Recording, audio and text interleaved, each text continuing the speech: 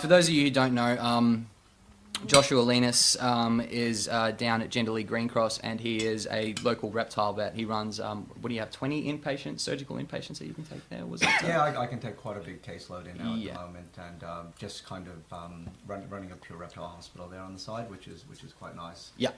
So we've got other vets doing everything else, and I'm still seeing plenty of cats and dogs. Yeah. Which I love doing, but yeah, I've been wanting to do that for a while, and over the last probably 4 or 5 years, been developing that quite a bit. So, yeah, really enjoying it there, and got the support of all you guys coming in, which has been really good to help me build that up. So thanks. And you provide some of the best support for us as well as absolutely. snake catchers and wildlife carers. There's not a lot of reptile vets out there. There's a lot of vets who, I mean, vets love animals, and we all love we all have our favorite animals, but a lot of us love fluffy, cute things, and that's totally understandable. For sure. But it is hard to find someone as dedicated as yourself to, taking in wild venomous snakes, elaborate, whatever we have. Somebody's got to see them, so I'm quite happy to. But you got into this early, right? You wanted to come to Australia when I remember we chatted about this at some point. Long time ago, I think when I was about 11, I said I was going to be a vet, and then probably when I was 13, I kept quite a few species over in the States, obviously from the States. Yeah. What part of the States, by the way? New York City. Right. Yeah, funny enough, but. Yeah, for a reptile. Yeah, I know. Okay, that's why you spent a lot of time in the country, a lot of backpacking and turning rocks over, probably like everybody does over here, and I really enjoy doing that. And different kind of rocks in New York City. Yeah, all granite. You can't, white and powdery. Oh, there. So you didn't know where I grew up, but no joke. There was literally crack files on each floor of my building, but that's another story. So we. It's a learning curve, but what we not personally, but no, we getting real deep really quickly. Yeah, wrong kind of snakes. Yeah. No, we had a really good time doing that growing up, and did a lot of backpacking, and still do, and then I love finding out what's out there. So when people bring things into me, I love seeing what's around, and I guess when I was 13 or 14, I had my first iguana. And it got quite sick, and nobody knew anything about it. And you bring it to a vet, and they try to treat it like they would a cat or a dog, and it's very different. So I tended to. I got my first reptile medicine and surgery book when I was 14. It was the Douglas Nader book, Reptile Medicine Surgery. I'm reading that for the first time last year. The original black one. Reptile ophthalmology. Yeah, black one with the fabric cover and the red and silver writing. I still have it in the clinic. They've updated it. Obviously, it went from about 300 pages to about 1,000 pages. That's grown a bit. That's good. Yeah. I've read it a couple times now, but in reality, even a book these days takes quite a long time to publish.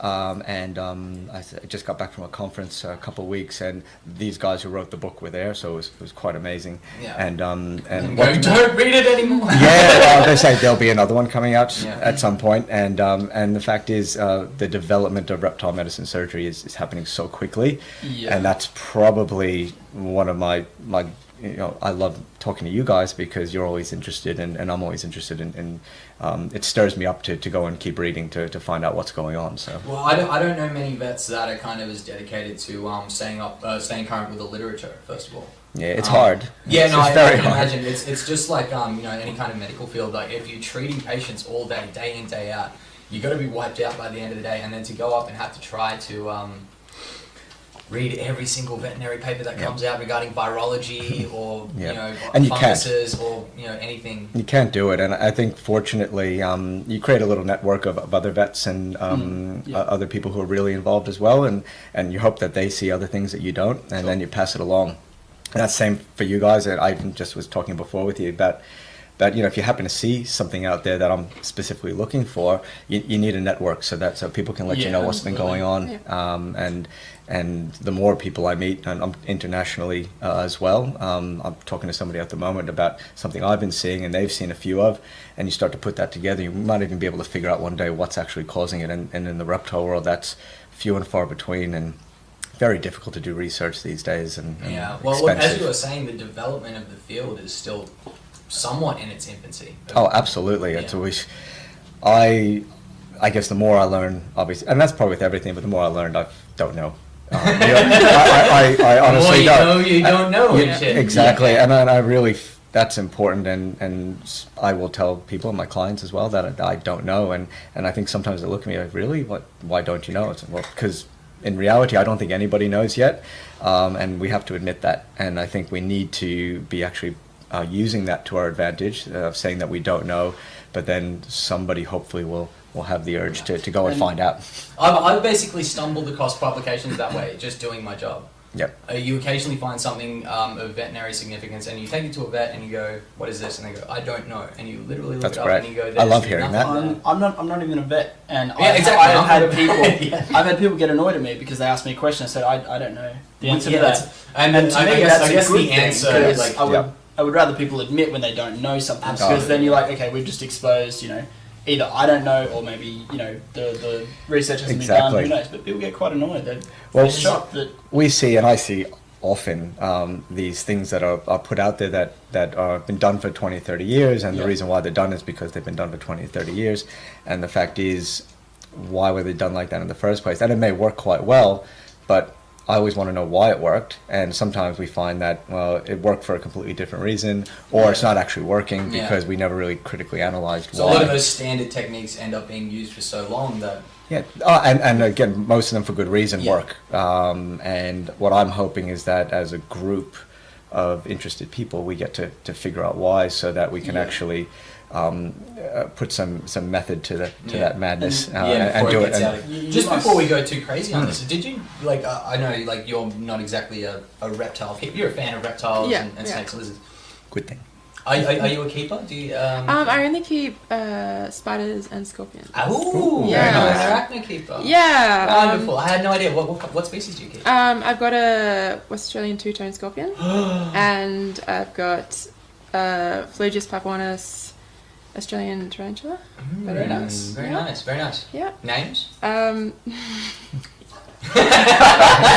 Oh, that's good. Is that getting too personal now? The scorpion is Pinchy. Oh yes. Oh yes. And I've been watching season 6 of The Simpsons. yeah. And the spider is Klaus set. It was going to be Klaus, but I've got a dragon that had a very similar story. yeah. It was sold to me as a male, so I named it Bruce because it's a dragon. Bruce Lee, the dragon. Yeah. It's a female. Yep. So we Brucina. Yeah. Brucina. Have you- Cena for short. Have you met Kevin in the clinic? Kevin, Yeah, female. a female. Bearded, yeah, central bearded. Yeah. Always incorrect. Well, I mean, we what are you hatched gonna it. do when they're We hatched it and we go, oh, let's name it. Actually, it started off as Ursula, so we were actually right. And that was because it was in a URS enclosure, so they just wrote Ursula at the end of it. Yeah, that And makes sense. yep. Yeah, nice. And then it became Kevin. And actually, funny enough, it was bred by one of my clients, actually a snake catcher as well. And the mother's name is Little Whore. And good. I was just timing it for when you were eating and drinking, and she named it Baby Bastard. Oh, that's amazing. But Yeah. We renamed it Kevin because that's more appropriate. much more appropriate, especially when you have kids coming back Yeah. in the back And to they're have a like, look. "What's its name?" Yeah.